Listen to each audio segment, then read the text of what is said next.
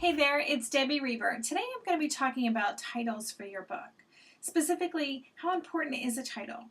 Now, if you're working on a book proposal because you're looking to sell your book to a publisher, your title is important because it really helps to position your book and catch the eye of an agent or an editor. However, if you do sell your book based on the merits of the content and the proposal, then likely the publisher is going to get involved in the name for the book, whether it's changing the title itself or maybe rewording the subtitle. And titles are very important when it comes down to selling a book in the bookstore. And so publishing companies, their marketing department would likely get very involved and maybe work in tandem with the cover and the cover design as they start to really figure out how they feel they can most strongly position the book in bookstores. So they are very important. It's also interesting to notice the kind of trends that go on in book publishing.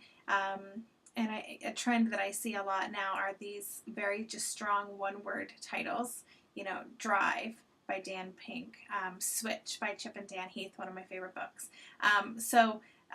It's just kind of interesting to notice the trends and where things are going. If you are going to be self-publishing your book and not working with an editor or a publishing company, then your title is really important. And what I usually do when I'm brainstorming titles is I actually put it out to my audience and I try to get feedback. I might conduct little surveys.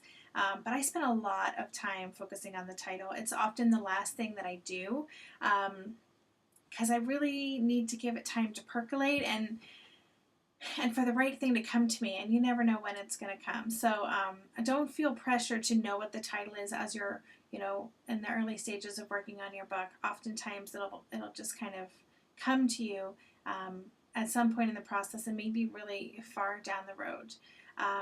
But get insight and input from friends and peers and put together a little advisory board, which is something I do when I'm working on a book, and see what kind of ideas they have for your book title.